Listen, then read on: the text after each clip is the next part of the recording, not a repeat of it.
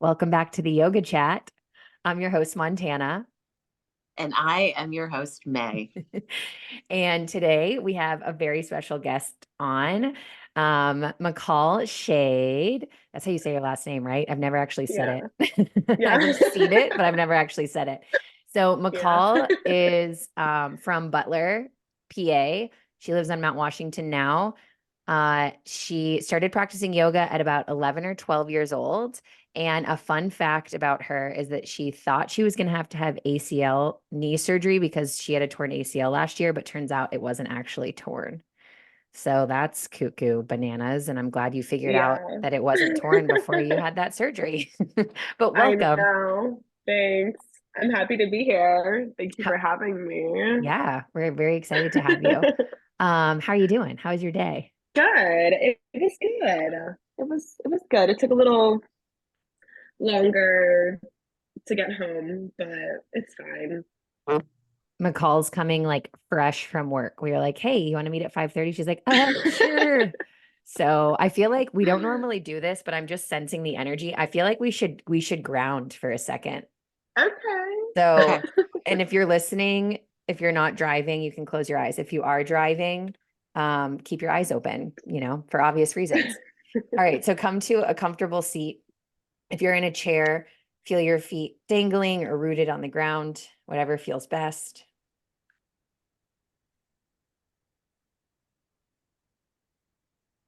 Allow your shoulders to fall heavy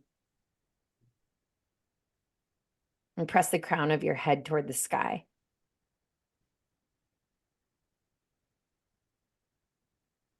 Settle into your own breath pace.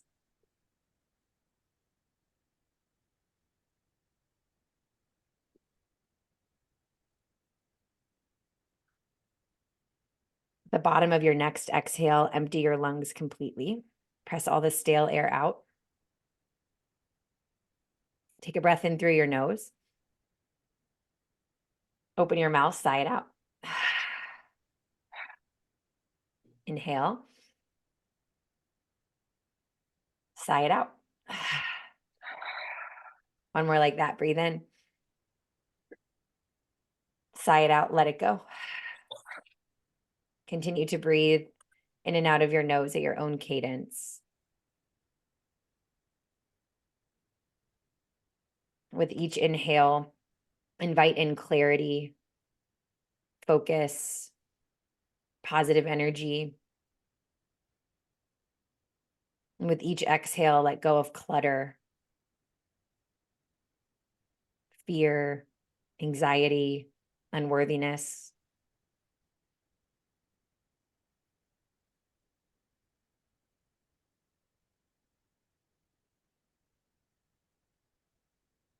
Take one more breath in through your nose. Sigh it out, let it go. If your eyes are closed, you can blink them open. All right, we're here. Right at the end of that, I wanted to just like jump up and down. And I was like, oh, I don't know if that means that it worked or not, but here we Me are. and Montana were talking before we hopped on here. We're going on like day 20 of gray in Pittsburgh.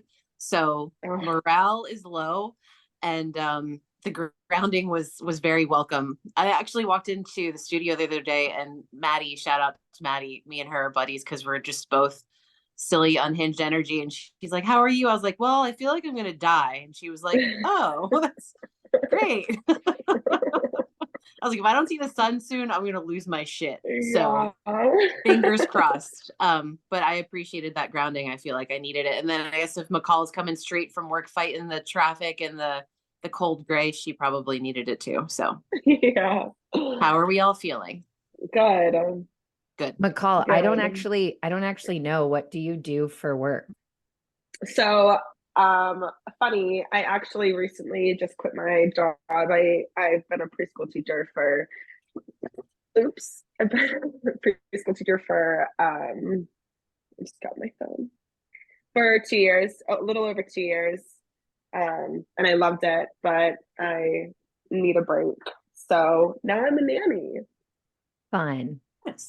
So Uh-huh. still the kid vibe. How old are the kids that you Yeah. nanny? He's 3 months. Oh, Aw. wow. Oh, I so was a you're taking care baby. of a baby every day. Yeah. Oh my goodness. Yeah, it's nice. Like, And mom works from home, so I'll just like, help her around the house and we'll just hang out whenever she can. Do you like nice. that better than the group setting of preschool? Um, I guess there's like pros and cons to each. I like, the group setting because there's a lot of energy and there's multiple kids and that's always fun. Like your day is never boring and never the same. Um, but at the moment, I definitely like just taking care of one baby because at my old center, I mean, I loved it. I loved the kids, but it's starting to become a lot. Mm-hmm. And I just like, I had to get out. I need a break. Understood. It's good you could When see my Yeah. daughter, yeah, when my daughter was in preschool and I would go pick her up, drop her off, and even during the day, because she was right near my work, and I would see them on their little walks when they all hold on to the little rope together and they like walk down the Yeah. street. It's so cute. But like that is a hard job to take care of It that is many children that are all of not your own, them. Yep. because like kids are cute and beautiful and wonderful. And even the days, like even people who are connected to them by blood, by love, by family, some days children are not cute. Some days Right. children are the worst. So like Yeah. not And having any connection to them, and then also, needing that patience to provide like their safety and their comfort, that's a very challenging job. yeah. And then, if one of them has a bad day, all of them might have a bad day. Mm-hmm. So yeah, they just bounce off each other with their energy. Hurt. Speaking of children, McCall's child has entered the podcast. One of the children. I was going to say, I feel like you have more than one child. Just so everyone listening knows, this child is orange and covered in fur. I have 3 of them. Oh, What wow. are their names? This one is Stella. Aw. Buddha is right here to the right of me, and then Asa. Those are great names. They are great Thank names. you. Thanks. Yes. All right. Montana, So, you didn't ask the question. oh my God, I'm so happy you reminded me. McCall, what is your zodiac sign? Oh, I'm a Gemini. Another Gemini. I feel like we have so many Geminis on here. Do you know your big Yeah. 3? Yeah, my rising is a Sag. Yep, and then moon is a Capricorn.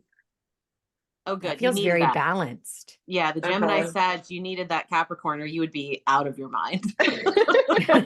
And with Geminis and Sagittarius, they're like the yin and yang to each other. So Yes, that's me and Yeah. May. She's a Gemini Yeah, it and is. I'm a Sag. oh, nice, And very we're nice. both Scorpio rising, so Okay. Fiery in our own way, but Why it definitely works. the yin and yang for sure. May, are you a June Gemini or May? I'm a June Gemini, June 10th. Yeah. Okay, I'm June 3rd. Okay. Yeah. I'm a Gemini sun, Scorpio rising, and an Aquarius moon. Okay, cool. So I just realized that Denim, my puppy, is also a Gemini. He's twin 6. Oh, Yeah, Levi, my older dog, he's a Leo, and he's like Leo through and through. And I kept thinking that Denim was a Cancer. I was just thinking about it today, which is what made me think of this. But I guess he's a Gemini. And now things make more sense because he could kind of be a Cancer. He is very emotional, but he's a lot more wow, okay. So This is why I'm pulled to him. he's on the end of June, Yes. like Montana, the end of Gemini. Yeah. I just realized that we have a yoga podcast and we're currently talking about our pets' zodiac signs. And I feel like we need to take a step back and do another grounding session because what the fuck? There was this girl in the 300 hour that I facilitated last year, and one of their passion projects, this is about yoga, was called Yoga Fraud. And it's super cool. She made an Instagram account kind of just like expressing all of the things about the yoga industry and like the Western world in 2023 that annoyed her. And in like the most positive way. It was like so pessimistic and rude, but like amazing. And so part of her project when she was presenting, she was like, all right, guys, so I want everyone to go around and share one thing about the yoga industry that just pisses you off. Like just get it off your chest. If you hear something that offends you or triggers you, just like take a deep breath, let it go.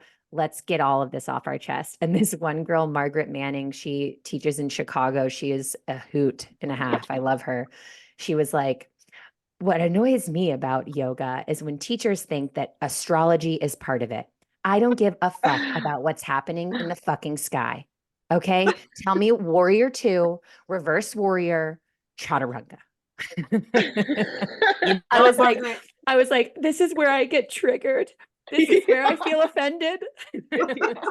I hope she's not listening to this episode. She'll be like, what are these girls talking No, about and their dog she sun does sign? listen, and she's gonna be like, no, I was just whatever. But it is true. Astrology is a very fun modality that has nothing to do with yoga. So on that note, I was going to say, on that note, it would be fun if we could all go around and say what our thing about the yoga industry that bothers us is. okay, let's do McCall, it. do you want to go first?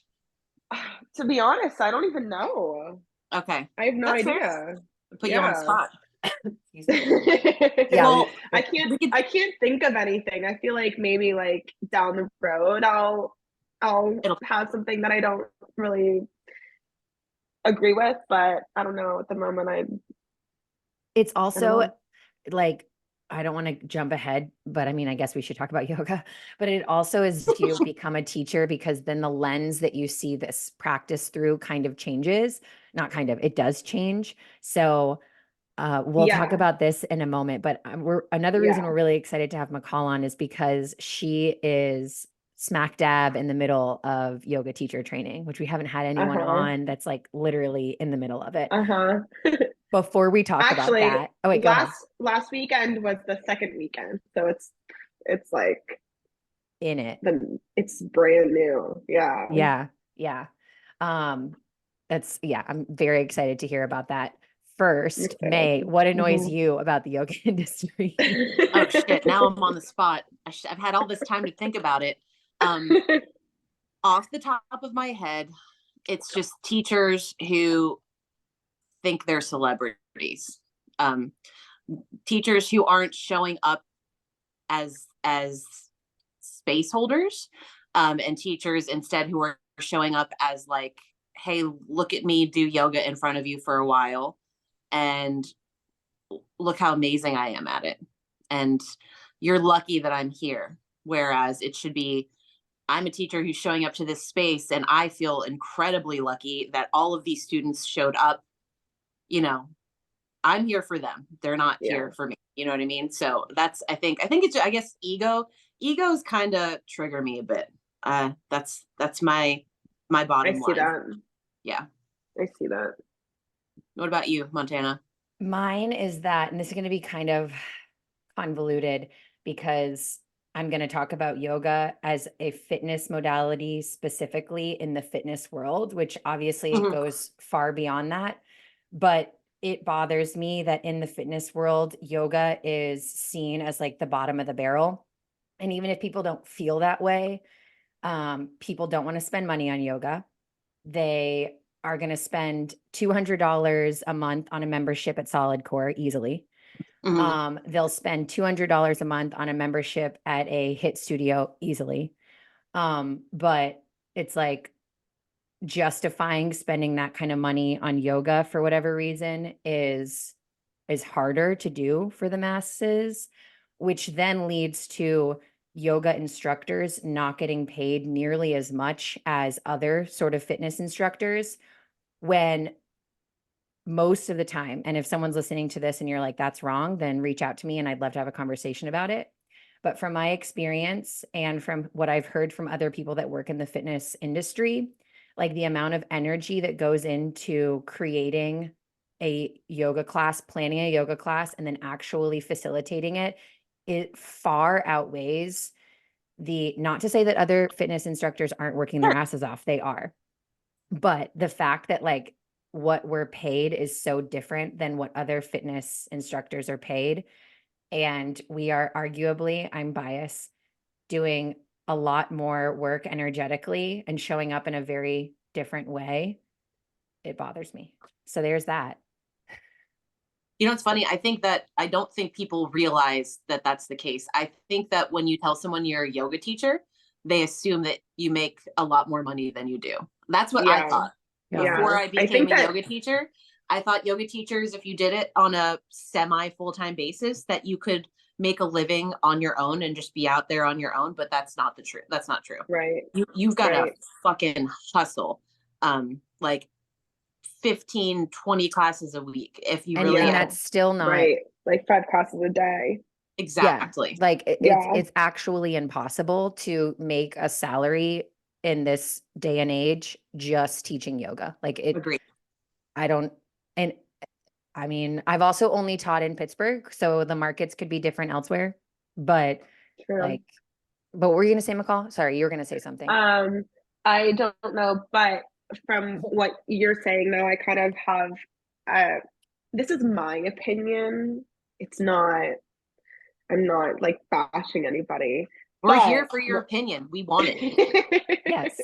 When I think of yoga, you know, I think of yoga flow. I think of the breath, meditation. Like that is yoga to me. Whereas other yoga studios kind of incorporate like HIIT classes or like, because I don't know if Yoga 6 is like that, Montana, but to me, when I do yoga, when I step onto the mat, like I want to like,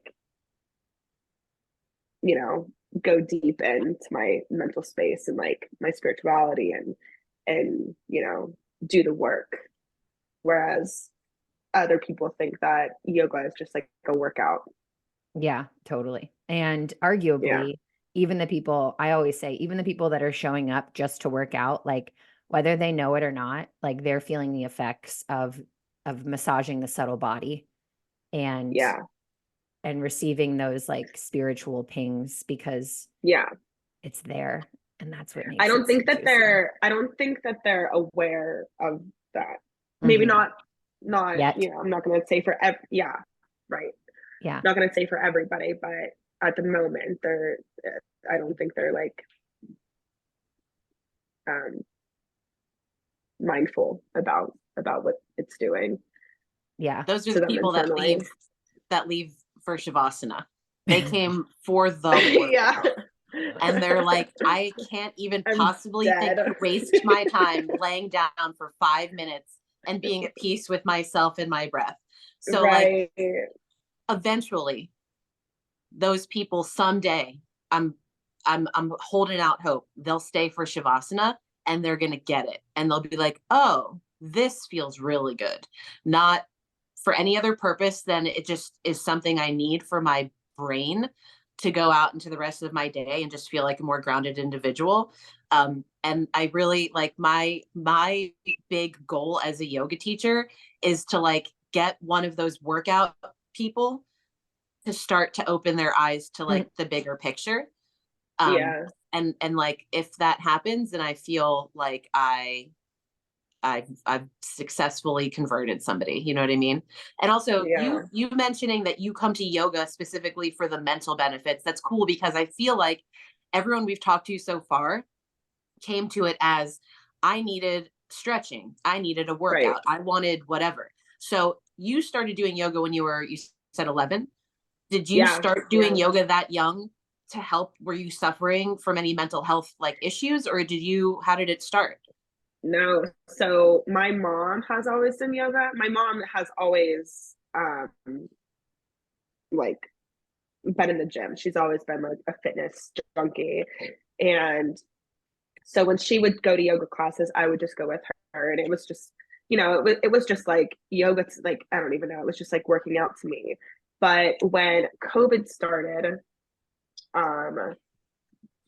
that's when Vicky was doing the live yoga. Montana, you were doing the live. I think Bree was doing it. So during that time, that's when I started getting more into it. And I think that's like kind of where it it just you know, went off. And that's when it definitely helped during COVID. But I would say like this past year, it just, since I've been 27, I think that I'm just like more mindful and aware and like self-aware. So yeah. The yogas, man. Well, going back a little, can you tell us, paint a picture, if you will, give us a little information on your background, where you come from, what brought you here, who you are. I just remembered when you were Um, talking about your mom that I have met your mom, and yes. we were dancing our asses off, and it was Uh-huh. such a fun night. And I forgot about that till right now. And Yeah. we like fell in love. So I'm embarrassed to say that I didn't actually forget about it. I just hadn't thought about it in a while. McCall's mom is amazing. Shout out Karen Shade. Yeah, we love you, Karen Shade.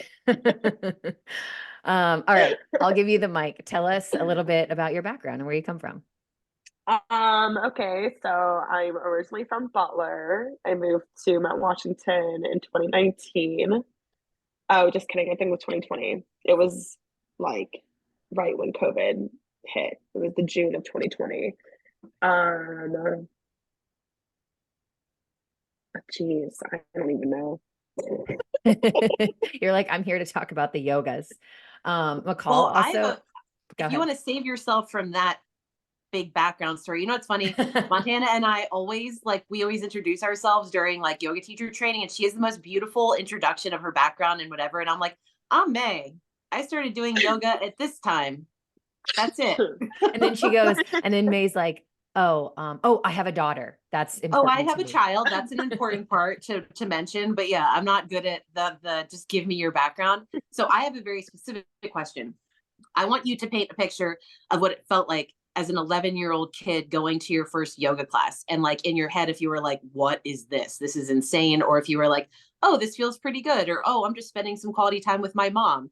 Like, what was your perspective of being, you know, because I feel like that's pretty young. It's a pretty cool gift that your mom introduced you to it that early. So how did it feel for you starting out, like to head into that space? Definitely, I don't know. I would say pretty similar to how I feel now, like going through the class. And I definitely did not like do the positions the right way, but after, you know, going through the flow, I always felt just a sense of release. And that's how it feels now. So that was a good question. Yeah. I never thought of that. Have you stayed consistent with your practice? I mean, obviously it ebbs and flows, but like, was there ever a time where you stopped completely and then got back into it, or?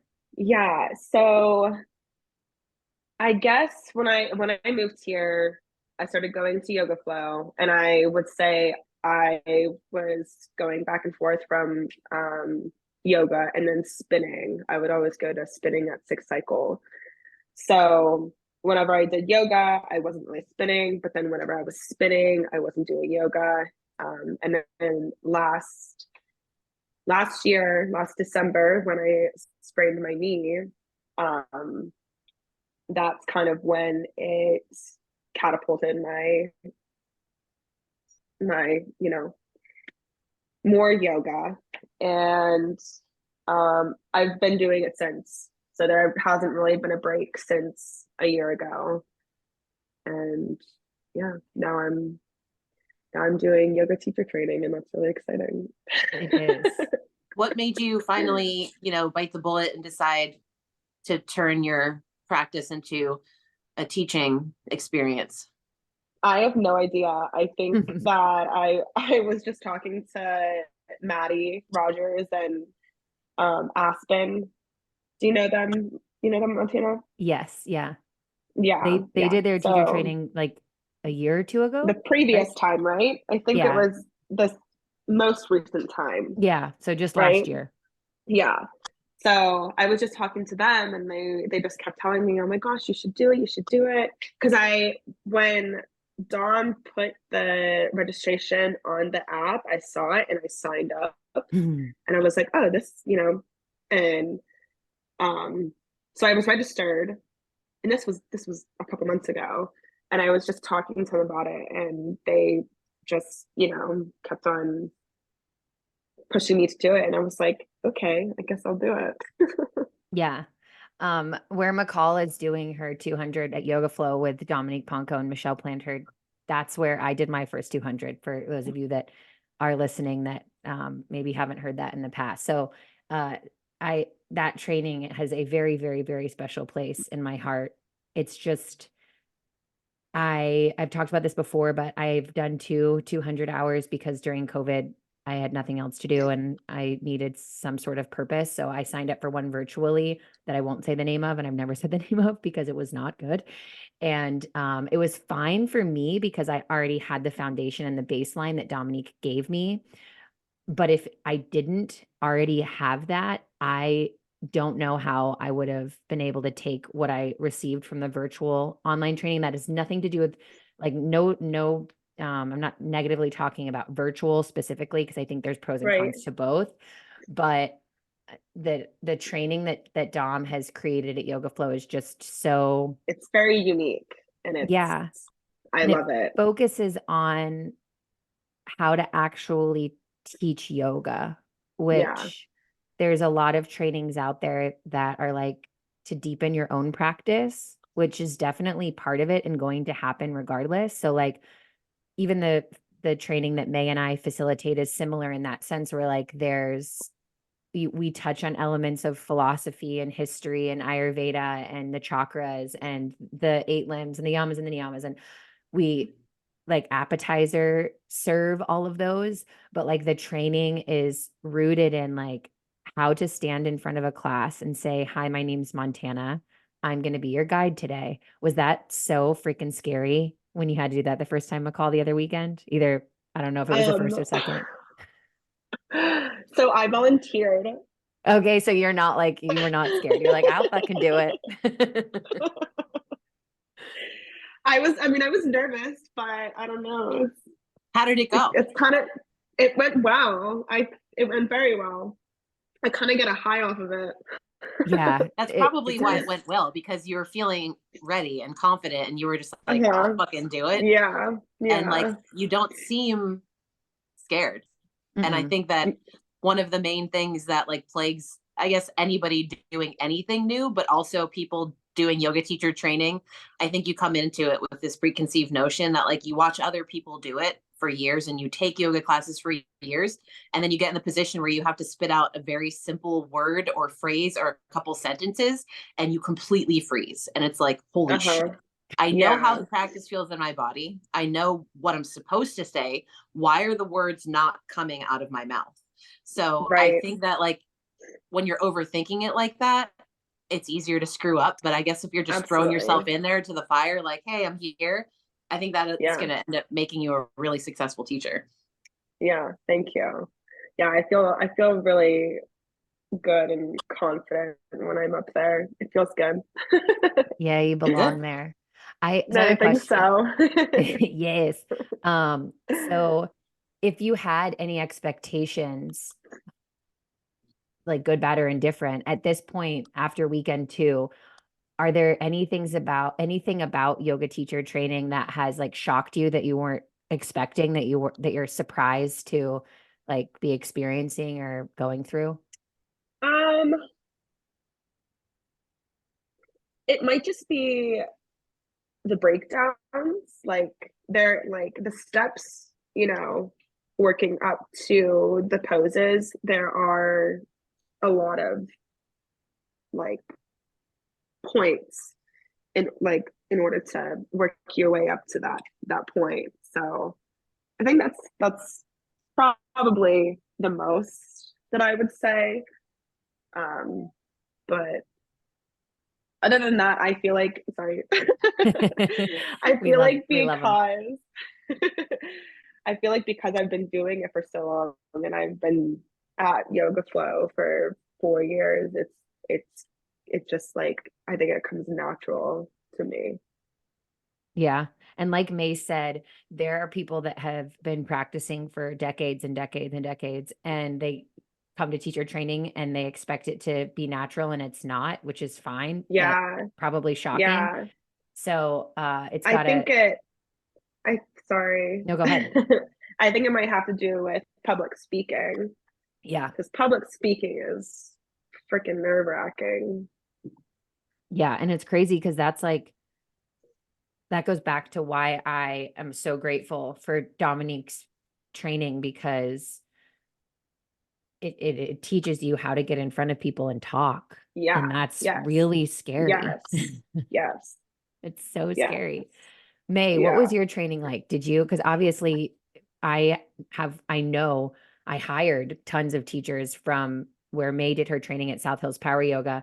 So obviously the training there is amazing too, but what was it like? What were you guys focused on? I know, well, I'll let you answer the question. Go ahead. Sorry.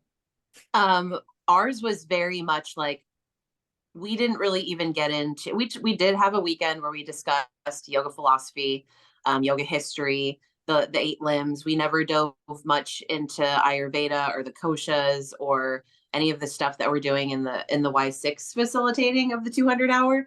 But our training was, they teach Baptiste style power yoga over there, and we walked in, and from weekend 1 through the very end, we were learning our way through a Baptiste style power yoga class. So like, we learned all the poses within that flow. We learned how to cue them all.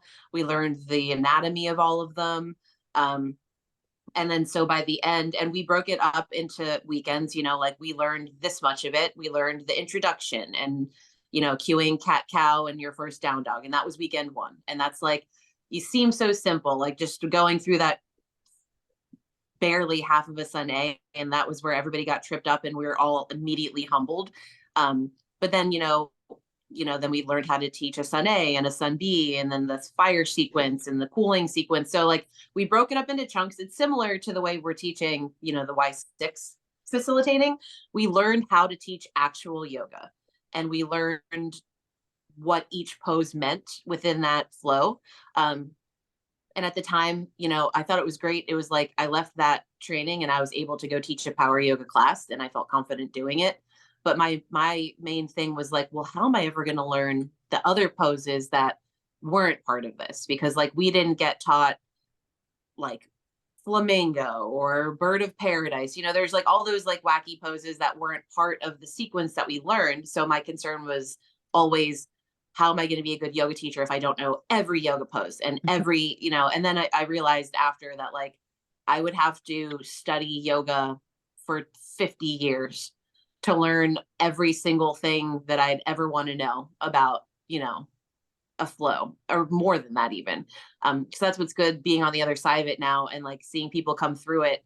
And it's fun to talk to them and to explain to them, like, this is going to get you certified to teach a yoga class, but this is 100,000 less than what you need to know in the terms of like yoga as a whole. So I mean, I liked teaching how to teach, but it's humbling to know that there's so much more involved that, no matter how much I study it, no matter how much I look into it, I'm not going to know everything, which is cool.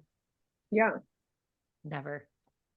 McCall, where are you guys in training? What have you learned so far? So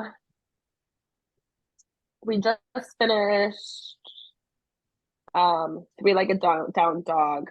I actually am just getting over COVID. I Oh got no. COVID on Saturday. Yeah, so I had to leave early on Saturday, and then I missed it Sunday. Yeah. But um Dom and Michelle wanted us to just practice three-legged dog this week, and then that's it. They like did the notes, they went over it on Sunday, but I wasn't there. I wrote them down, but I don't remember. So at the moment, Yeah. That's a bummer. How are you three-legged feeling dog. now? I'm okay. I'm congested. So I was off Monday, I was off Tuesday. I'm just really congested. It's just Yeah. like a really bad cold, but I'm Well, I okay. hope you feel better. Thanks. But so you'll see, McCall, as it continues to roll out, that it's similar in the sense, May, to South Hills Power Yoga, that you learn a sequence to teach, except there are, I want to say, 3 different sequences. So it's Okay. like Yeah. similar. So it's like the beginning, there's like 3 different, there's like A, B, C. And this was years ago, so I might be a little mixed up, but there's like the warm up, you're either doing cat cow or thread the needle or something like that. And Yeah. then you do 8 sun A's, and then you Yep. do 3 sun B's.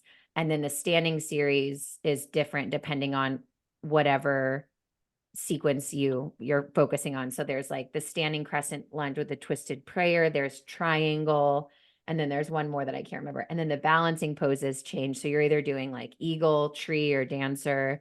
And then the forward fold changes. So you're doing like gorilla or big toe fold. And then Okay. this is really putting me back in my feels. That And sounds then, so similar to what we did. Like, yeah. And are they then, rooted in Baptiste style?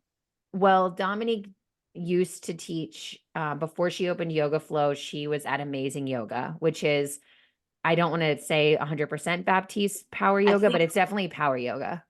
yeah, I think it is because Gina Kilpella, she comes to our classes all the time, and Yes, she loves Amazing Yoga, and she always says like I love the Baptiste flow, like it's just what I'm used to, what I know, and so I think Amazing Yoga does do Baptiste, or at least they're like rooted in a it. version of it. Yeah. Yes, I've And never heard of Baptiste. What is that? he's like the and essentially the king of power yoga. He like turned yoga into something that he started to teach like professional athletes in California. Gotcha. So like he took yoga and turned it into, I mean, like I love the Baptiste flow, but I think he might get a lot of crap for like turning it into a workout per se. Yeah. I think he Yeah. might have been the guy that was like a big hand in turning yoga into like that athletic like experience where, you know, athletes that had a shit ton of money wanted to pay him to teach them how to do it. So I Yeah. think it was like he obviously, his parents were huge. I think his parents worked closely with Bikram or in some way, but they came like he grew up with 2 parents that were yoga teachers. I think he like lived on like a commune or something where they like hosted retreats. So he like grew up in the lineage of how people Uh-huh. turned Eastern yoga into like what we know yoga now. But he himself, I believe, is the one that kind of like I don't want to quote myself on it because I should probably go back through my books a bit, but he turned yoga into like the workout that we were just talking about, Right. essentially. Okay. Gotcha. Yeah. Yeah. It's a And cool, that, I mean, like what you're learning is rooted in Baptiste. Like if you're doing Sun A, Sun B, fire sequence, standing sequence, balancing sequence, and then there's like the cooling postures, the floor postures, the cool down. It sounds like it's at least rooted in that. Similar. Yeah. yeah, the biggest difference, like why, and this is at least just what I heard from Dominique herself, but she decided to leave Amazing Yoga and start her own studio, open up her own studio, because she loved the athleticism of it. But it's so funny because McCall literally already described it, but is obsessed, arguably obsessed in the best way with the breath. And so Yoga Yeah. Flow is called, like, it's not just a vinyasa studio, it's Ujjayi Vinyasa Studio. So for those of you Yeah. listening, Ujjayi is a type of breathing that creates breath or creates heat in the body. So it's in and out of the nose, and you create like a vibration back at the back of your throat. And vinyasa means flow. So it's like linking breath to movement. So that is why May and every teacher at Yoga 6 who I support and coach refer to me as the breath police. And I always say you can thank Dominique for that, because Yeah. yeah, she is the breath, she's the general, and I'm a little cadet. But yeah, so I and all that to say about the set sequences. And then to get your certification, at least through Yoga Flow, you are required to teach a certain amount of classes, and you basically show up and they're like, here, you're going to teach sequence A, B, or C. And, or you might know ahead of time, but you get one of those sequences and then you're required to teach it front to back. And something that I found very, very helpful in my teacher training, and May and I have talked about this before, because this isn't necessarily how the Y6 training goes. And May and I, this is like one part where we're not totally 100% in alignment with is, and I just said that on the podcast, but we found so much benefit in starting with a set sequence, not a script. It's like, we're not giving you, Dominique doesn't give you a piece of paper that you read off of. It says the poses. And then you utilize the language that you're taught on how to get into the poses. So you're using your own voice, it's not a script. Whereas like Bikram, there's a script, you read the script, that's how you teach the class. But you don't have to focus on sequencing. And sequencing is such, we were just talking about it today, May and I, with our group of yoga friends, yoga teacher friends. Sequencing is an art. And like, you have to start with the baseline. You have to start with the foundation. You have to walk before you can run. Preach. And that's something that I'm so grateful for from Dom, is that that's what she taught me. She was like, down the road, you can make Starting all from the these ground fun up. things. Yeah, starting from the ground up. And literally, like, the Yoga 6 methodology is set in stone, and it's been scaled on across the country. But the reason that it was so easy for me to transition from yoga flow into yoga 6 is because the methodologies are very similar, which is exactly what you said, McCall. Ground up, building simple to complex, utilizing a specific language to get students there. And so ultimately, to tie a bow on everything that we're talking about right now, I, in my humble and educated opinion, believe that like that is the way to create an amazing experience for students to come in and enjoy themselves. And they're going to have a surplus of emotions, and lots of different feelings are going to come up: physical, emotional, energetic, spiritual, hopefully, maybe. But ultimately, like, they're going to work through all of those feelings, whatever it is that shows up, and they're going to be able to enjoy themselves because of those like pillars of being a teacher and creating a space for people that feels inclusive and accessible. And the only way to do that is by starting simply. And I think the simplest way to start simple is by learning a set sequence and teaching it. So in just a few weeks, McCall, you're going to be like, oh, this is what Montana was talking about. This is the order. So right now you're starting like right before, I can't remember the exact order, but have you already done Sun A? No, that's what we're starting. Yeah. Okay. So we're getting ready to start Sun A. Sun A. Okay. So Yeah. you'll do 3-leg both sides, and then Sun A, and then you'll move into Sun B. Yeah. And honestly, like, it's a really good class. Like, I still go back to that default in my own way, because I don't remember exactly, but like, if I'm having just a rough week, or I'm just busy and I don't have time to sit down and create a sequence, I have that sequence. That's it. Yeah. It's like, it's always engraved in your brain. And people love it. People love it. I still teach at the place where I went through my yoga teacher training, and I went, and I was teaching my crazy shit for a while, and it was always fun, and people came, but I had a couple weeks off during the holidays, and when I went back to teach my class there like 2 weeks ago, a couple people newer, a lot of familiar faces, but I actually said, I was like, all right, guys, are we in the mood for some funky creativity today, or do we want something classic and simple? And literally everybody raised their hand for classic and simple. So I taught them the flow I learned during yoga teacher training, and I was able to focus on what was actually coming out of my mouth, because I wasn't focusing on making things crazy and wild and exciting.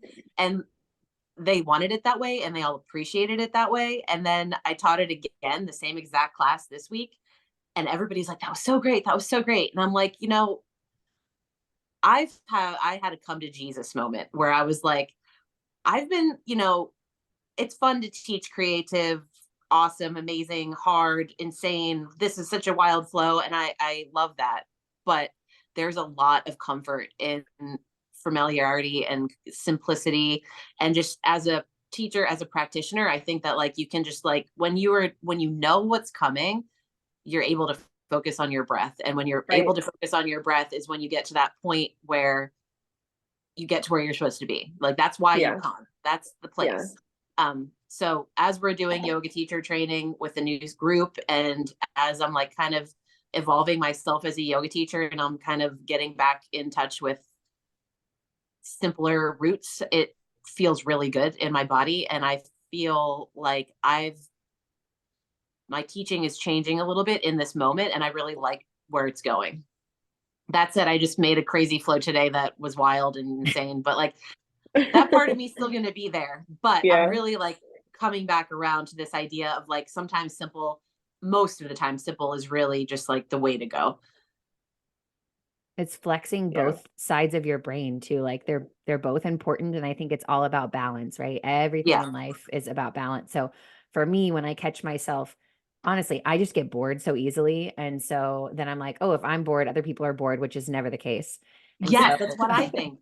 So I'll be like crazy for 2 weeks and then simple for 2 weeks and then crazy for 2 weeks and simple for 2 weeks. And by the time the 2 weeks are over, like people are ready for it, the shift anyways. At least I say that they are in my brain. You think that they are, you feel that they are. Here's a really a recent example. I was teaching, so at Yoga 6, there is a set sequence as well. So it's the hot sequence. It's the same every single time. There's only one set sequence. So I taught that at 9:00, and then I taught the next class at 10:30, which was slow flow, which is like, if there was one format at Yoga 6 that's closest to yoga flow, it would be slow flow. So it's slow vinyasa. And another teacher came in, a Yoga 6 teacher came in, and she's been working specifically on sequencing and simplifying her sequencing. So I said, oh my gosh, I'm so happy you're here. All right, since you're taking class, I'm going to teach a simplified slow flow version of the hot sequence so that you can see that you can literally take that shell and adjust it to fit the dial of whatever format you want. You could dial it up for power. You can dial it down for slow flow. You can dial it down even more for 101, which is our beginner class. So there was a regular student in the 9 a.m. class. She took the hot and then she stayed for the 10:30. And a few times while I was teaching this rendition of hot, I caught my ego trying to play tricks on me. And it would be like, oh, her name's Rachel. We're going to have her on the podcast eventually, but Rachel Coperhaven. And I don't know how to actually say her last name, so I apologize if I butchered that. But anyways, known her for years at this point. She's amazing. And I kept looking at her and my ego kept like playing tricks on me. It kept being like, oh God, like, Rachel just took hot. She doesn't want to take a slow flow rendition of hot. Like, do something different, do something different, do something different. And then I'd catch my ego doing that. And I'd be like, shut the fuck up. You have an intention here. It is to show that this teacher who's being a student right now, how you can shift this shell of a sequence to keep it simple. That is what you're focused on. You're not focused on Rachel. You're focused on this teacher who is sitting in the student seat right now.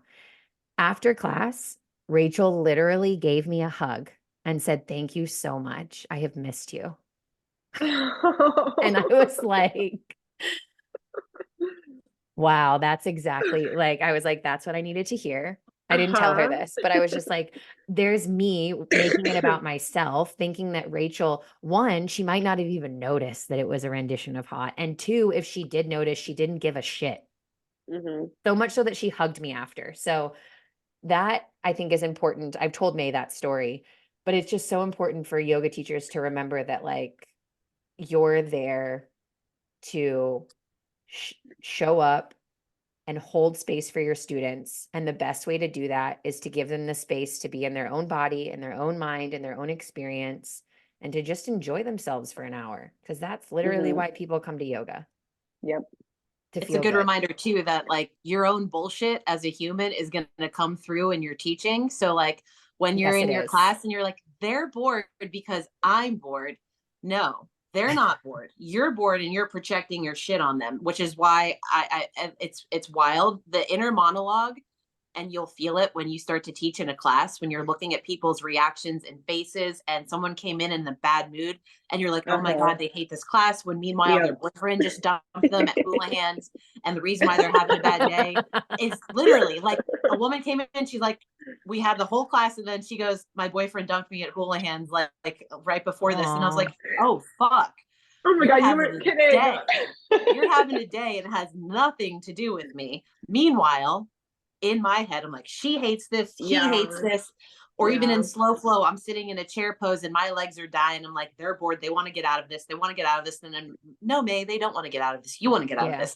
This is the conversation I'm having in my fucked up head as I'm projecting this calm aura of, hey, everyone, if you're experiencing a lot of sensation in your legs, try to see if you can breathe into it. And in my head, I'm like, they're bored, they're dying, they hate this. So like, as yoga teachers, your own bullshit is going to show up every single time. And it's a fight that you're going to keep having to fight. So like, beyond all the stuff of the learning of the teaching, try to see if you can't like figure out how to work through some of your bullshit. Cause it's just like parenting, you know, like your bullshit comes through as a parent, your bullshit comes through as a yoga teacher. I'm sure your bullshit came through as a preschool teacher or as a nanny, like it always does. So it's just kind of like it's something to really think about, that like when you're in that moment projecting like they're bored, they hate simplicity. It's like, no, you're bored. You're struggling in chair pose today because you worked out your legs yesterday and you're dying, but they're not dying. So it's definitely, it's like another layer to add on to the fun of becoming a yoga teacher and holding space is like, how do you not do that? I'll have to keep that in mind. When it happens, you're going to be like, on your plate to worry about. It's how you, it makes you, it helps you grow and become better. And it's, even though it's hard, it's like, it's the juice. It's why we do it. We love it. It's just yoga teachers, go to therapy. Right. Go to therapy. Well, sometimes yoga is my therapy. It's honestly, it's a lot. It's a lot of therapy for sure.